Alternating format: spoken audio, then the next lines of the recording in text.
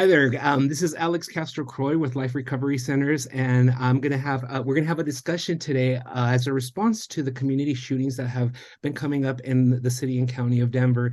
And we want to be a resource to those parents, those adolescents, and those teenagers that are going through a lot, especially as a call to action from our community needing some more resources. So, without further ado, I want to introduce my colleagues, starting off with Liliana. Hi, this is Liliana Balan. I am a marriage and family therapist, bilingual family. Let me add that piece. And then, Jen, do you want to talk about you? Yeah, my name is Jen Chevy. I'm a licensed professional counselor and a registered play therapist supervisor. And we are gathered here today because we want to have a conversation of how to have the conversation with kids, how to have conversations with your parents, and how to manage the stressors and the anxieties that are coming up due to these tragic events that have been happening in our community and our country nationwide. We've been seeing this tragic events happen not only in the state of Colorado, but throughout our country, and it's starting to impact a lot of individuals and families. So let's get the conversation started.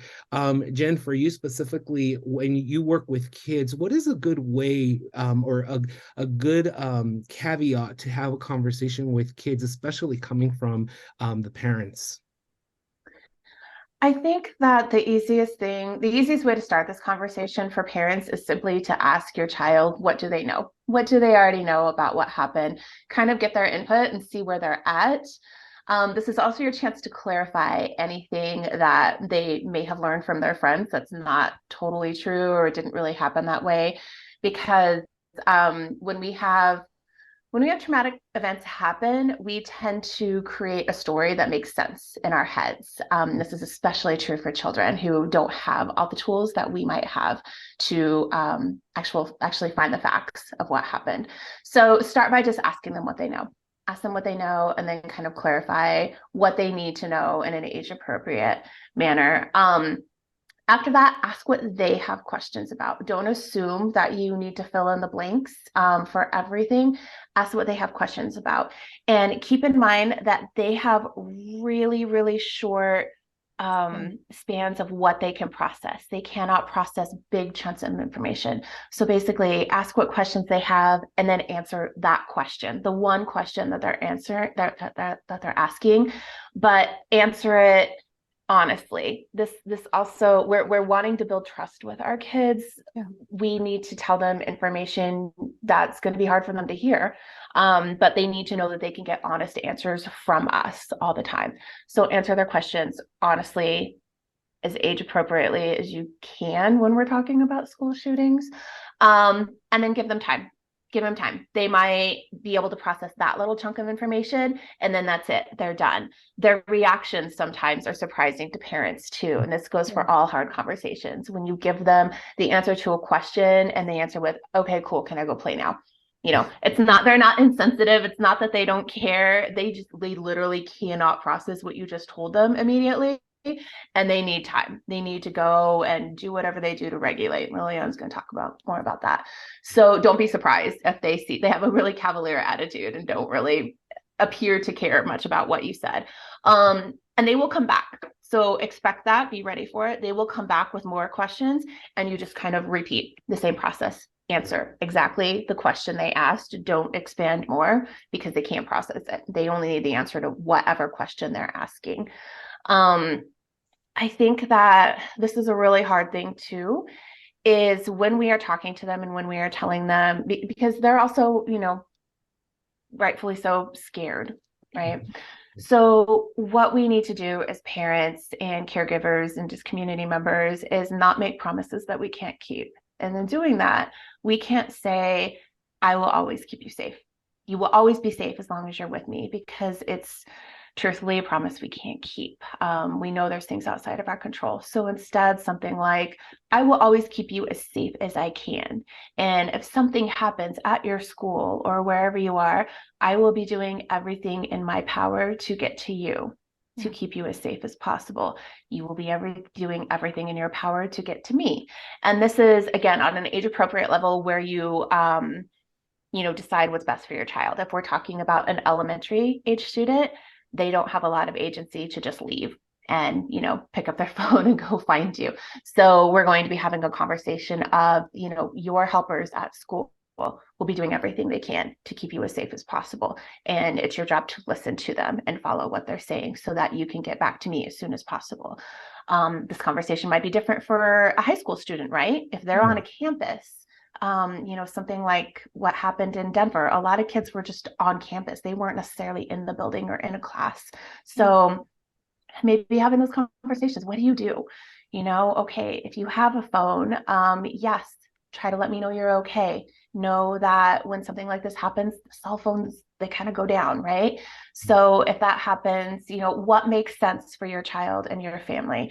You know, do you kind of designate a meeting space? Okay, the campus is going to be flooded with people. If you can leave, let's make our meeting point the Starbucks across the street, this whatever.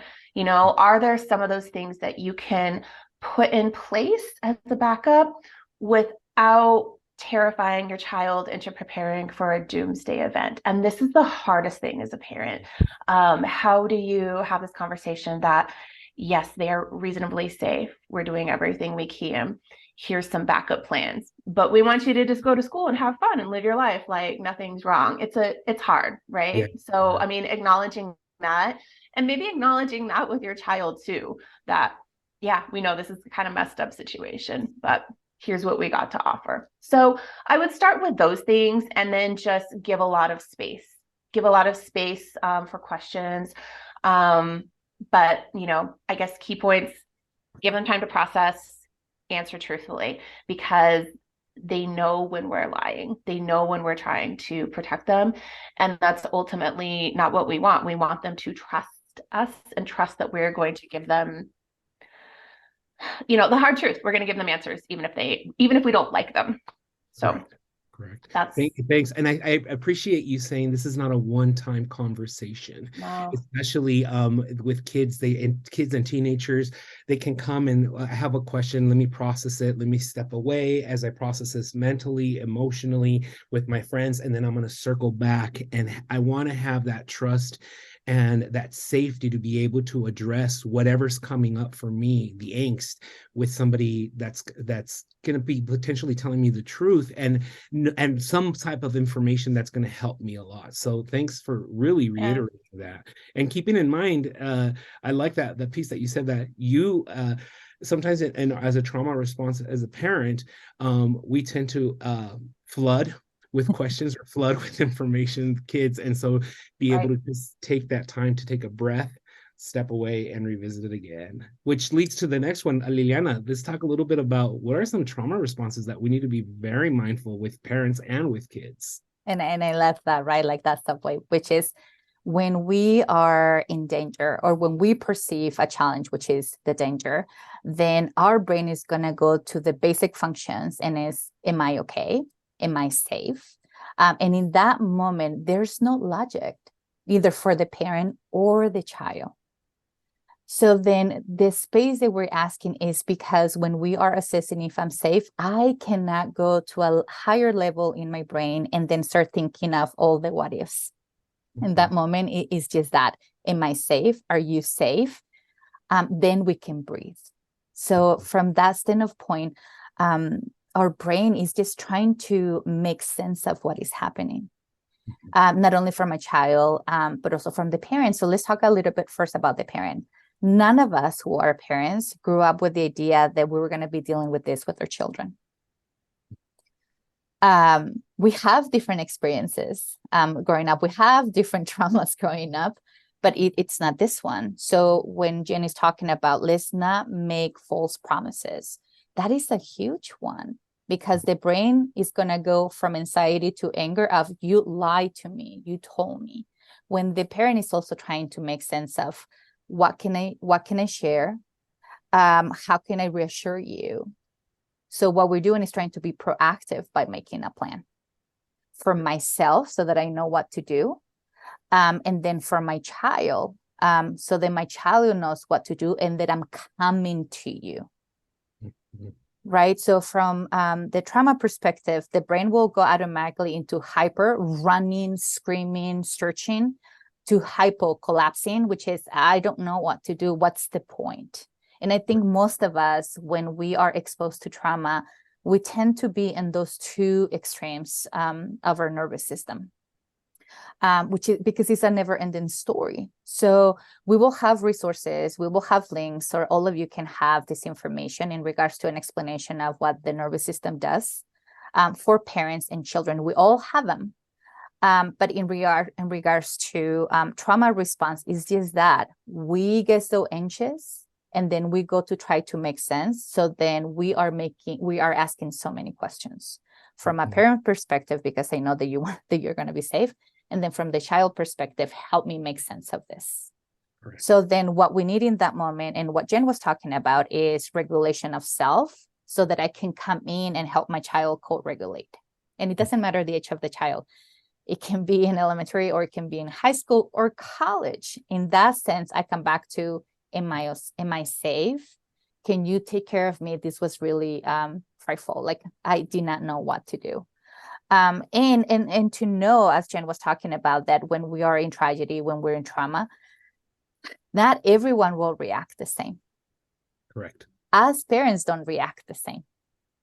Correct. Right? So it all depends. So fear is normal for parents. Anxiety is normal for kids. Anxiety that goes into anger is completely normal. That doesn't mean that we have an anger problem. It just means that my body is reacting to it. So let's not label into with negative cognitions. It's just that. And it's normal to feel hopeless. Mm-hmm. Can we normalize that? Because we had Yes. a shooting in Colorado, we had a shooting in Nashville, and I'm like, can we get a break? So Yes. feeling hopeless makes total sense. Mm-hmm. And then just making sense of it, it's not a behavior, it's a symptom of being in a trauma response for the parent and for the child. And as Jen was talking about, we make up stories. We have internal dialogue that a lot of times we don't share, because I don't want to worry my mom or my dad, or vice versa. I don't want to worry my child. But what we need is information and a space to process, because it's a trauma response. You know, and I appreciate that piece that you bring up of be mindful of what's coming up for you as a parent, because as a parent, I see you, like if I'm a child, I see you as my anchor. I see you as my go-to. And if you're dysregulated and frustrated, which is totally Normal. it's normal, just know that I'm going to be looking at you for modeling how to cope, how to regulate. And so as parents, we need to be very mindful of what will ground me, what will help me process, whether it be my faith, whether it be a counselor, whether it be my friends, a spouse, and be able to ground yourself so that you can have that conversation with your kids, knowing that you're modeling for them. Definitely. It's just be mindful how you're showing up for them. And it's okay to take ownership. I'm scared too. Yes. I'm scared too.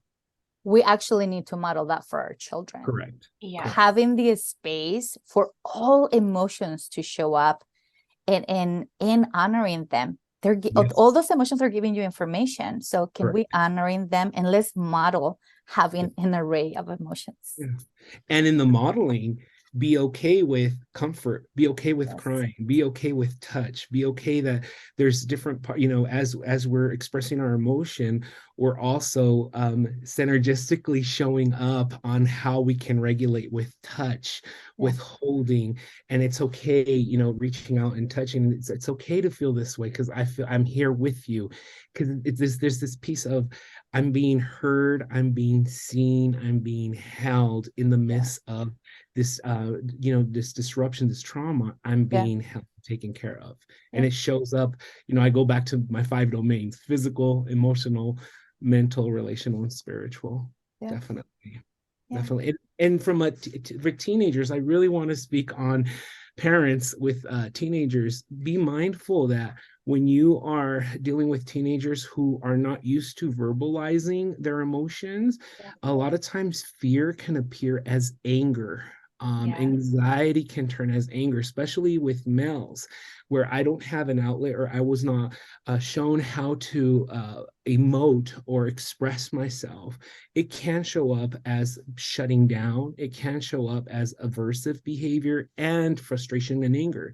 And these are all signs of anxiety and fear. I just don't know how to process this. And again, when we create a space and allow them to say, hey, there's room for that in the family, there's room for that amongst us, it's going to give them permission to lower their guard and start the conversation, at least the exploration of where is this fear, anger, frustration stemming from.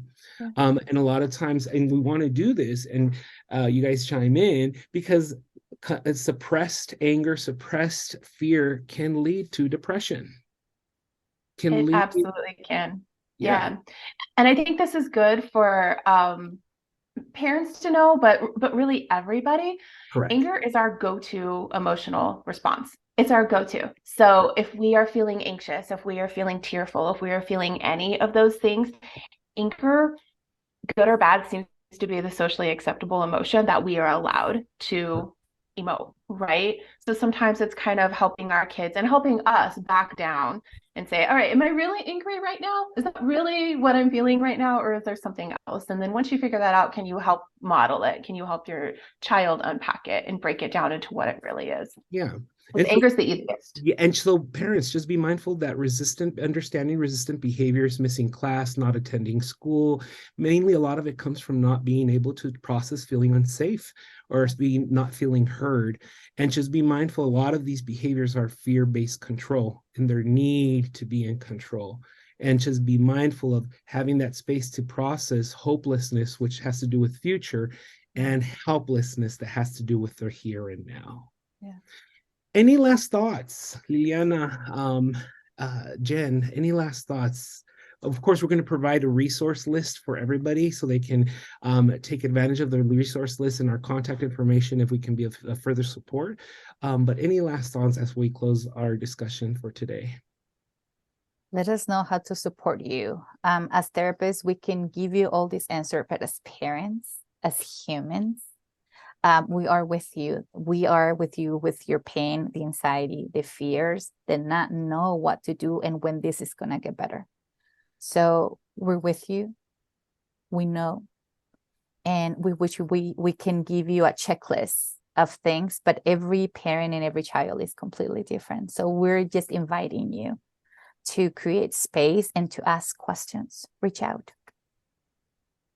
Yes. And when you're creating that space, also keep in mind that while we are going above and beyond trying to support our children, we need to support each other and ourselves as parents as well, because we have our own trauma responses when we get those texts that a school is in lockdown or there's a secured perimeter, or they become very normalized for us, but they're scary. They trigger a trauma response every time. So give yourself space, do what you need to do for your kids, but allow yourself some space to process your own emotions too. And yeah, because it's a lot. It's a lot. Yeah. And again, reach out if you, I always promote finding your soul tribe, finding your people that can support you, whether it be family, community, faith-based. Get in touch with these individuals where you can show up in your humanness and be able to process how it's come up for you as a parent, as a spouse, or as a teenager. We really promote that. So with that, thank you, Liliana. Thank you, Jen, for this time. And please, for the community, please take advantage of the resources that we have for you guys. Till next time.